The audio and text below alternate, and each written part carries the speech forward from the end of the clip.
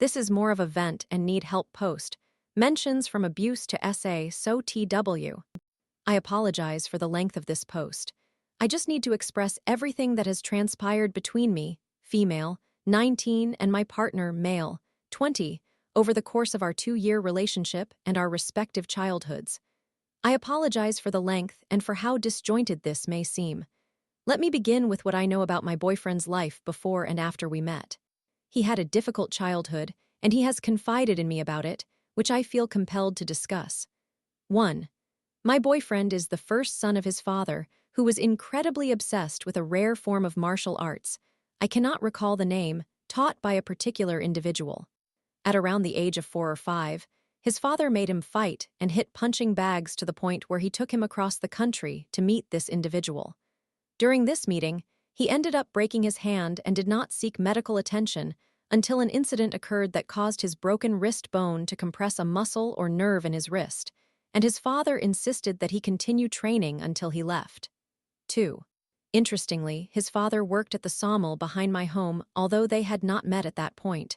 One day, the mill decided to close or sell, leading to his father being let go. Afterward, he started drinking and began abusing C and his siblings. 3. There were several occasions when his parents would lock him out while they were still awake during the winter, forcing him to sleep on the deck. 4. For some additional context on the next part, it's worth noting that C still feels guilty about this. C has a youngest brother with autism, and one night they were locked in a room together. On one occasion, C was struggling with his studies, martial arts, and other pressures. His brother began screaming, which he did on some nights. C, feeling overwhelmed, snapped and physically assaulted his brother to silence him. 5. When C was 17, he began dating a girl M, unaware that she previously dated his other younger brother, not the one with autism. After C moved out, he returned from school to find his car abandoned on the street outside his home. When he attempted to re-enter the house, they had kicked him out and threatened to call the police, claiming he sexually assaulted his younger sister, which he did not. The police charged his father for making a false report. He had a history of around 30 other false allegations, yet his father still managed to file a restraining order against him. I am aware he is truthful since he keeps documentation of both incidents in his car.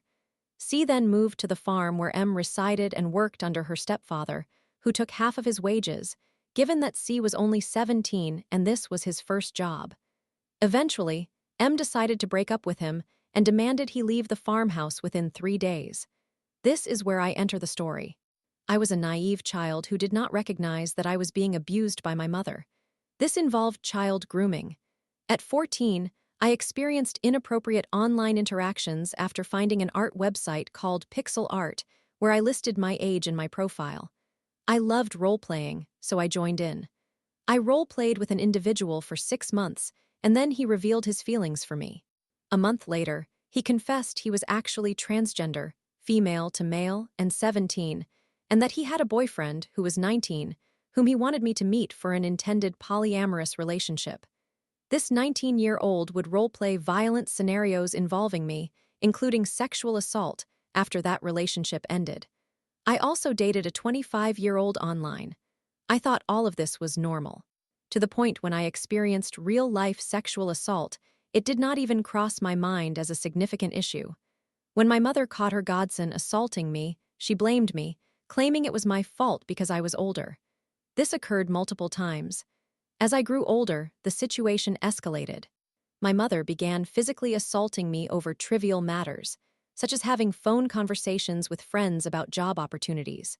One year, while we were camping halfway across the country due to my grandfather's illness, my mother received a call urging her to return because my grandfather was nearing death.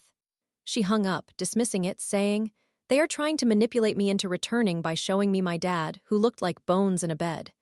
She insisted we stay, and 4 days later, we learned that my grandfather had passed.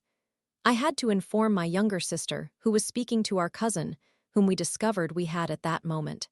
Our mother made us remain there for 5 days while my grandfather's body was in cold storage so we could say goodbye. Afterwards, my grandmother and mother had a significant argument over her refusal to return, and afterward, they ceased all contact. Now, when C and I met, I was friends with them, but I developed feelings for her despite her flirting with me and all her other friends while still with C. M once told me about C's sexual assault allegations and said that he and his sister were undergoing testing. M liked to fabricate stories about both of us and once claimed that I had groped her. However, after M and C broke up, C and I began talking while I maintained a somewhat friendly relationship with M. One day, C asked me if I wanted to escape from my house, which I took as an invitation to our first date. I spent the night, and the following morning, M sent me a video snap of her burning all C's belongings that he couldn't take. Back at my house, I lost my temper after C mentioned that he only had 3 pairs of clothes as I watched her destroy all his clothing. I informed her that C and I were dating. I immediately regretted it, as she threatened to have me killed and vandalized my property. So, I packed a bag and moved in with C after we had only been together for a week. M's brother, who was C's former friend, texted C, apologizing for what had transpired and offered to retrieve some of C's belongings that he wanted. C wanted me to accompany him, but I suggested bringing a knife just in case he needed it. He declined but agreed to take the knife just in case. Upon arriving at a public location, C left the knife in the car. He approached M's brother and spotted M in the car smiling. C was then attacked, and they shouted at him, inquiring if I was present or in the vehicle. C managed to escape and ran to the car but was pursued. He made 2 evasive movements before heading to the police station. In my panic, my irrational thoughts convinced me that he had been stabbed and needed my help, so I grabbed C's thickest jacket and an empty glass bottle, setting off to find him, even though I was unfamiliar with the area. I began to feel a panic attack when I realized I had no idea how to locate him. His roommate and her partner returned and asked how I was doing. I was crying and hyperventilating, explaining that he was at X Park and I had no idea where that was. There are 4 entrances to that park. She kindly drove me around looking for him. When I couldn't spot the car, I asked if she had C's phone number to call him. She did, and when I called, he told me he had just left the police station about 4 minutes before they locked the doors and would be home in 4 to 5 minutes. She drove us back home and I waited outside for him. When he returned, his eye was already swelling. He was otherwise okay. My younger sister mentioned that M brought a knife to school and inquired about my whereabouts on the first day back. This all happened during the 2 weeks leading up to the start of the school year. Later, I went to my mother's house to kidnap my sister and take her to my grandmother's house. One day while doing that, I noticed M's mother's car in the driveway.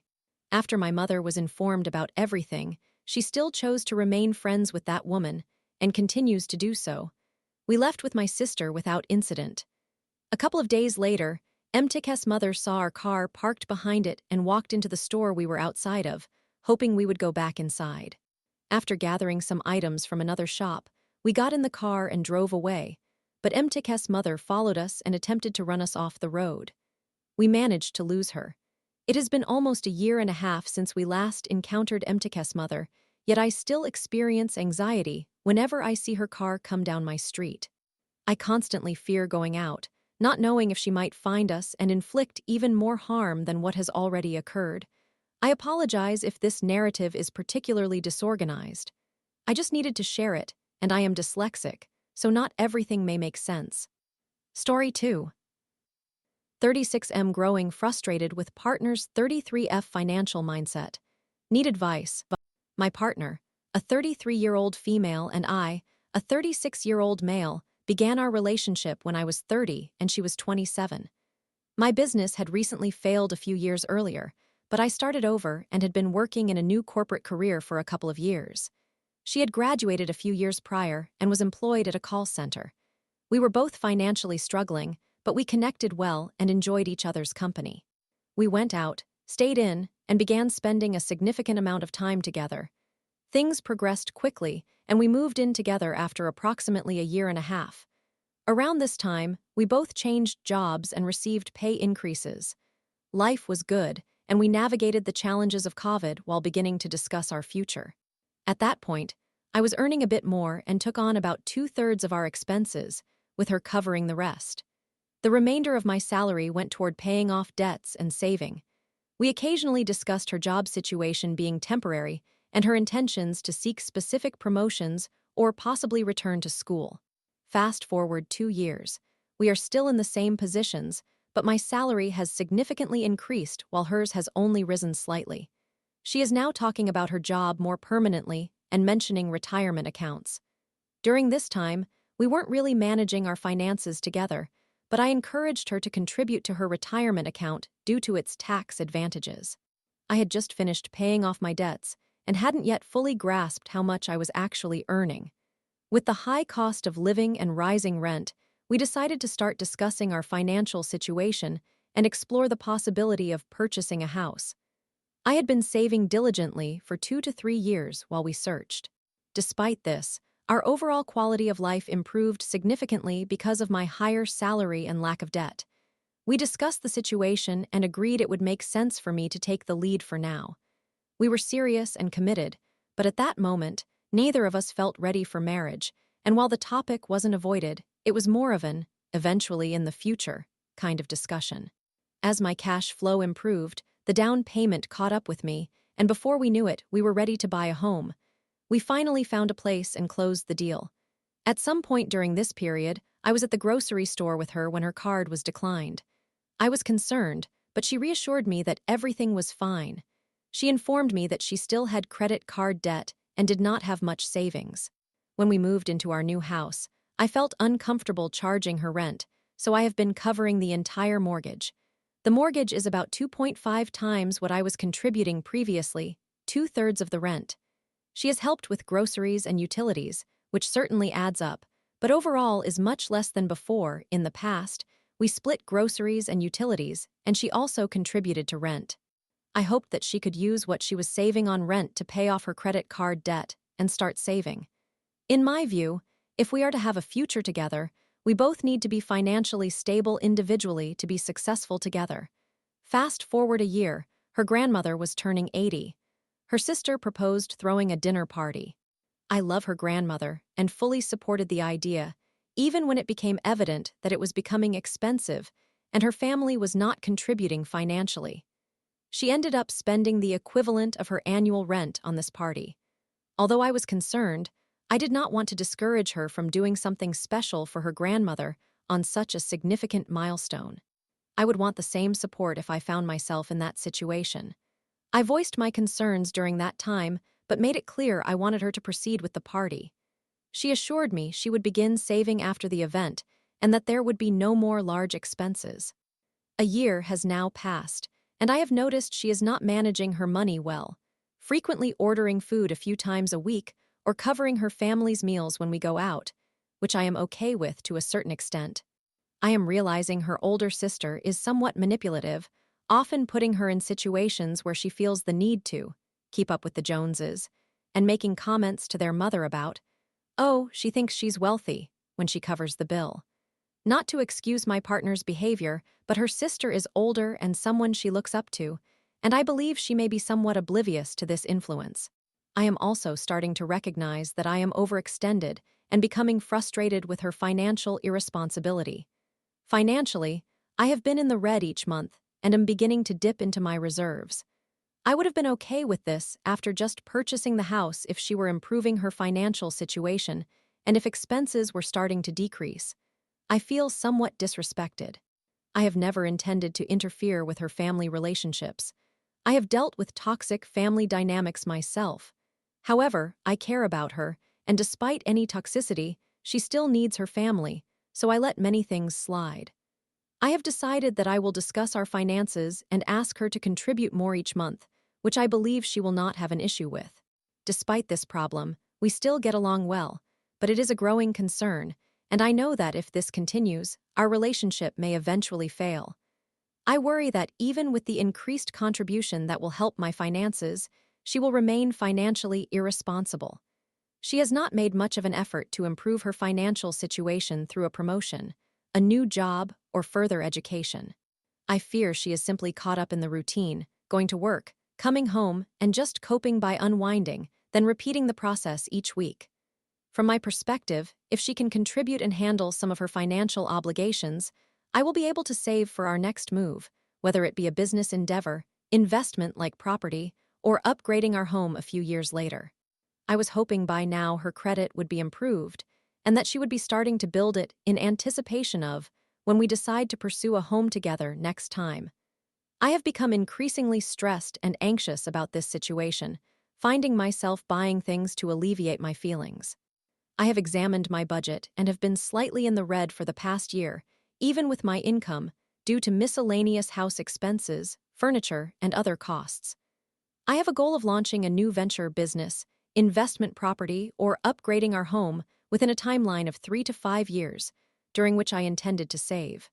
Now that nearly 2 years have passed, I have come to realize we have not made any progress, and I am starting to experience significant anxiety and stress over it.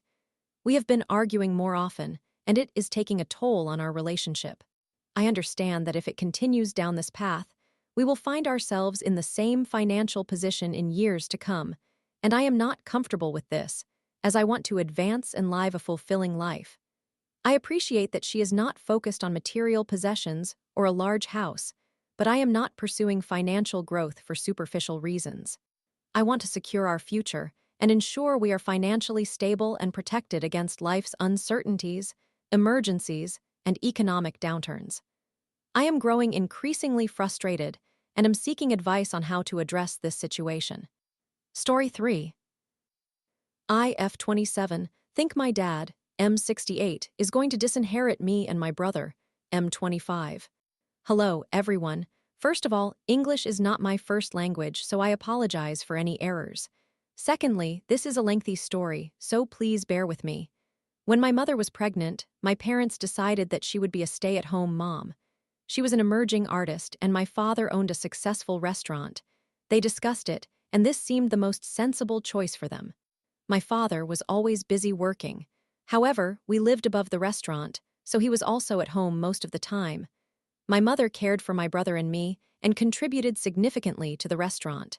She continued her work as an artist, but she had limited time after taking care of us and assisting with the restaurant. We enjoyed a good childhood, with loving parents who cared for one another, a comfortable home, and plenty of delicious food. But then, when I was 15, my mother discovered that my father had been unfaithful for 7 years.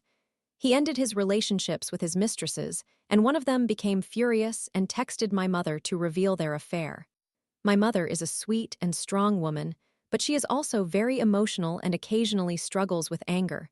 So you could say that chaos ensued.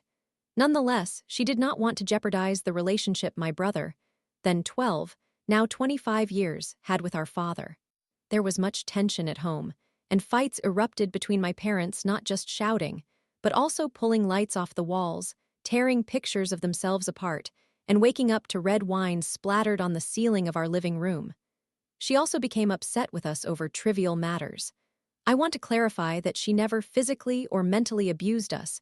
She was simply overwhelmed with anger, which I now understand. She abandoned her entire career to care for us, and when she found out that she sacrificed everything for a lie our father told her, her anger intensified. My brother and I suffered greatly due to this tension. My brother began therapy, and my parents sought couples counseling. I was in my final year of school and felt as if I were the only one holding things together. This took a toll on my mental health. When I confided in my father about this, he assured me we would find a therapist for me, but this never materialized. Afterward, I resolved to seek my own happiness, but since my parents were dragging me down, I decided to do it independently. I graduated from school and moved out when I had just turned 16. A month prior to my departure, they informed us that Dad had cheated. At this stage, I emotionally distanced myself from them and began to care less. A month after I moved out, my parents divorced. The first year of living independently was full of hardships, including frequent headaches, stomach issues. I even turned a little green, fainting due to neck stiffness from stress, and a trip to the hospital for drinking too much. My partners drove 1.5 hours to fetch me that night, and the doctor instructed them to take better care of me, as I did not appear to be someone who would drink excessively without underlying issues.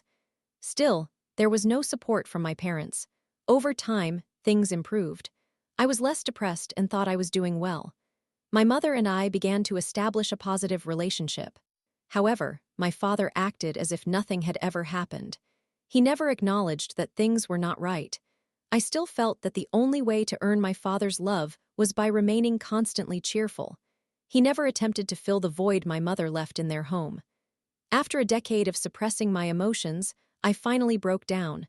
The last 2 years have been challenging.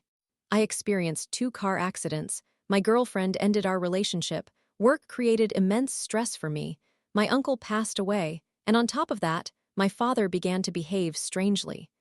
My brother lived with him and had to pay a significant amount of rent, which pushed him away more than ever.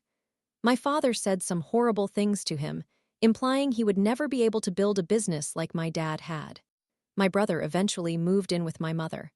My father then asked me to repay the phone bill for the last 1.5 years that he had covered. He called and demanded €550 in cash. At the time, I was financially independent, so I gave him the money and didn't wish to see him for a while. A few weeks later, my body finally succumbed to burnout. I began therapy and realized that I had been suppressing my feelings since the divorce. I felt extremely dizzy and exhausted. The dizziness subsided after 3 weeks, but the fatigue remained, preventing me from working, ultimately resulting in job loss. After several months and extensive therapy, I felt ready to reconnect with my father. We went for a walk and discussed many things. I shared my perspective, and he expressed sadness over not being a good father. He vowed to improve and suggested we meet every month. We have a long road ahead, but things have improved between my father and me. However, I cannot say the same for my father and brother. Whenever they converse, they tend to argue, with my father resorting to hurtful remarks that should never be said to children. When I confront him about this, he becomes defensive and shifts blame onto anything but himself. My brother and I are very close, and it pains me to see him treated this way by our father. It makes me reconsider whether I want a relationship with my dad. Do I want the positive aspects of the 2 very different personas he displays to us? My therapist suggested family therapy with my brother and father. So, during my last interaction with him, I discussed it, and my father seemed open to the idea. We also talked about his will. He is selling the restaurant and explained potential options for handling the proceeds. Then he shared that when he passes away, any remaining money would go to his girlfriend, and if she dies and there is money left over, it would eventually be divided between my brother and me. He has been with his girlfriend for 3 years. She is a lovely person and has been quite neutral regarding the tension among my brother, me, and my father. I do not think she manipulated him into this decision. It is not about the money itself. I realize that this money constitutes his retirement fund, and I am not counting on receiving anything upon his passing. However, it feels like he continually places us last.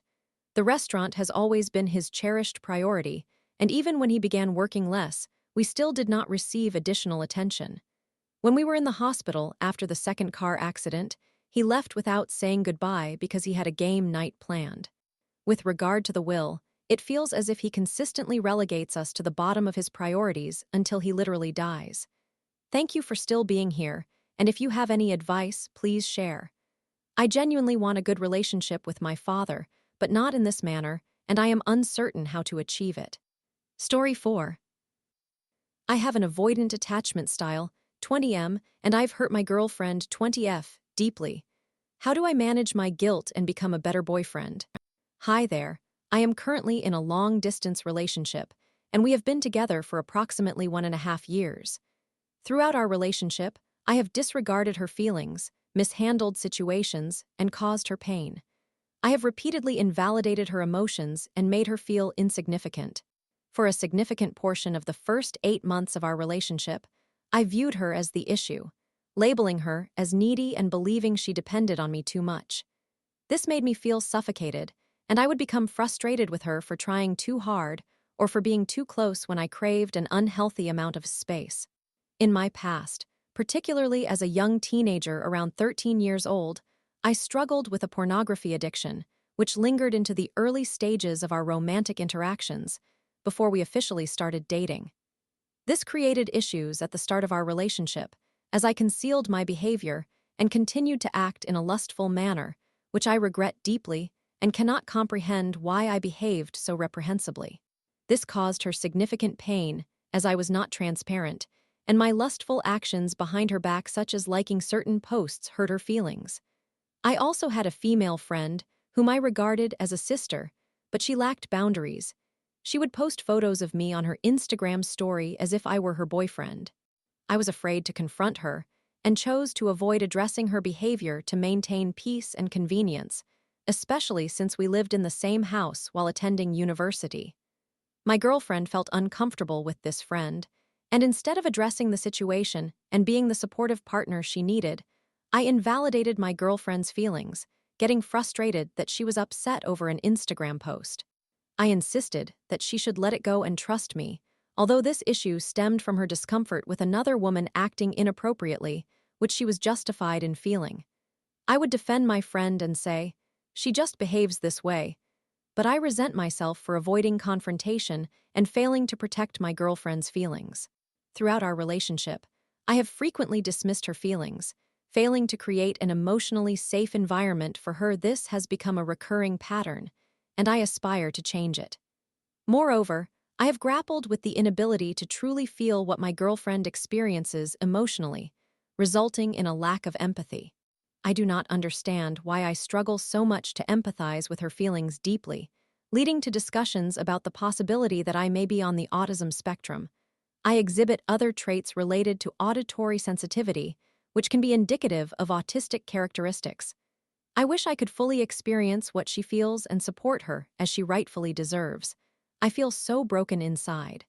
I am uncertain if some level of autism contributes to this, as I feel somewhat incapable. Whenever she provides me with constructive criticism, I interpret it as an attack, leading me to feel hurt, and at times, I have reacted by saying horrible things I don't mean. When she is angry or upset and seeks comfort, I have failed to listen, personalizing her emotions and shutting down, which I detest because I know she deserves far more care and compassion in those moments, while I feel mentally and physically paralyzed. Whenever she expresses a concern, I have taken away her voice, making her feel overlooked and disregarded. Although we have shared some wonderful memories in our relationship, I acknowledge that I have caused extensive damage. There have also been times when I have been dishonest with her. For instance, I claimed I would unfollow someone with whom I had previously been romantically involved, but I failed to follow through, wanting to present myself as doing better, which was purely immature behavior I should have overcome. My immaturity, disregard for my girlfriend's feelings, and inability to adequately support her deeply trouble me. Recently, she has requested space from me, and it has been a back-and-forth situation, prompting her to help me recognize many of my issues. I genuinely want to evolve into a more secure individual and care for her in the way she deserves. Reflecting on my growth, I would assert that I have matured. I have become more willing to confront issues and avoid questionable situations. However, I cannot continue to battle the impulse to shut down when she wishes to express her pain, nor can I fight away thoughts of hopelessness. I feel that I have been incredibly unkind while believing I was showing love, as my affection usually expresses itself in that manner, yet a relationship requires more than love alone. I do not comprehend why my mind operates as it does. I can draw some brief connections to my family background and early experiences with women and friends. Nevertheless, I have hurt the girl I love dearly, and I struggle to manage those emotions or sometimes even identify the reasons behind my behavior. I would like to know how can I rebuild the trust and security in this relationship. Personally, I have attended counseling in the past, but I failed to acknowledge that I was avoiding emotional confrontation. This realization came about 4 months ago, as I initially sought help for my depression. I am currently exploring therapy options because I want to work with someone to analyze my thoughts, habits, and behavioral patterns, learning how to address and manage them. In the past week, I feel that I am beginning to perceive some connections, but there remains a significant amount of work ahead, and I am unsure if I can accomplish it all independently. She is now recognizing that she might not be able to endure more from this relationship, yet we love each other deeply and cannot envision any other future. We both simply yearn for a healthy relationship. She possesses an anxious attachment style, but I believe I have contributed to her becoming this way. She did not exhibit these traits before entering the relationship. Can I genuinely make this work? Story 5. I think he 23/M likes me 23/M, but isn't making a move because he doesn't have a car. I believe this guy, 23M, has feelings for me 23F. I have known him nearly my entire life, since we were 6 years old. Recently, about 2 years ago, I started to sense that he might like me because our conversations became more frequent and meaningful. He often shared personal details about his family and issues he faced with his father. I also noticed him smiling whenever we were with our group of friends. He frequently inquired about my type, and I refrained from answering because my type is actually someone similar to myself. Once, he asked if anyone had ever asked me out, and when I said no, he seemed surprised and asked again, suggesting I was not being truthful. I began to think he might have an interest in me, so I tried to respond positively, hoping he would initiate texting more often. However, not much progressed, and I came to believe he just saw me as a close friend, convincing myself that I was moving on from my crush. During this period, I relocated for a 6-month internship and could only return home occasionally, about once a month. Surprisingly, he started to text me each day, but I did not consider it significant, given everything else happening in my life.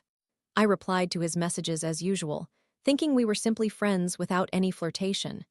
When I returned home at the end of last year, another friend of ours, who is his best friend, mentioned relationships and when I might start one. He stated he always thought we would end up together. To be honest, I was taken aback, and he seemed surprised that I hadn't considered it before. I was too shocked to provide a proper response. After that, I reconsidered our situation and wondered if he actually liked me too. I should admit that, during those 6 months, I was also involved with another guy who ultimately deceived me, but that's another story. During this time, our texting frequency increased significantly. We still texted about once daily, but the number of messages grew. For the past 2 to 3 months, we've continued texting daily, with each conversation consisting of about 13 to 15 messages about various random topics. Sometimes we discuss college and examinations, family matters, or even subjects like colors, animals, music, and movies. Honestly, other people have hinted that he may have feelings for me, but I feel I require an objective opinion. Once, while he and our friend were talking, I mentioned an upcoming exam, which coincided with a holiday. I apologize for not recalling which holiday. His friend asked if he would invite me over for dinner to celebrate the holiday, and I jokingly replied that I would go if he bought me an expensive meal. His friend insisted that once his dad learns I'm coming, he would definitely make it happen, while the guy I actually liked remained silent, looking between us. I am unsure how to interpret that.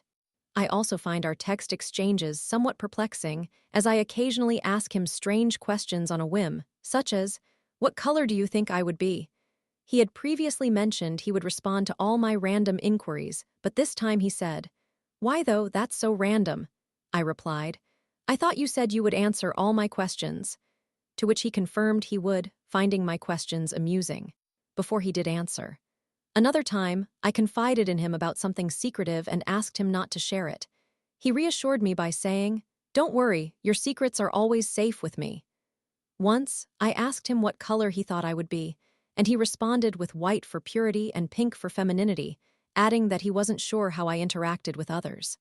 I replied, "I thought we were close," and he confirmed we were but wanted to see my reaction. On another occasion, he asked me to do something for him, and I joked, "What are you expecting, me to do it for free?" He answered, "What do you want, free food?" I replied that while I wasn't asking for that, I wouldn't mind it either. He then suggested that if I wanted free food, I should ask another friend in our group, whom we find rather questionable. I countered that I was asking him, not that person. He maintained that he thought the other friend would be generous. In the same conversation, he also mentioned he would treat me to free food once he got a car, which he currently does not have. I asked where he would take me, and he said his parents were still deciding on a car and promised I would find out soon. That sums up the situation up to now. I cannot determine if this behavior is characteristic of friendship or something more. Summary: one of my close friends may have feelings for me, but I suspect he is hesitant to ask me out because he does not own a car.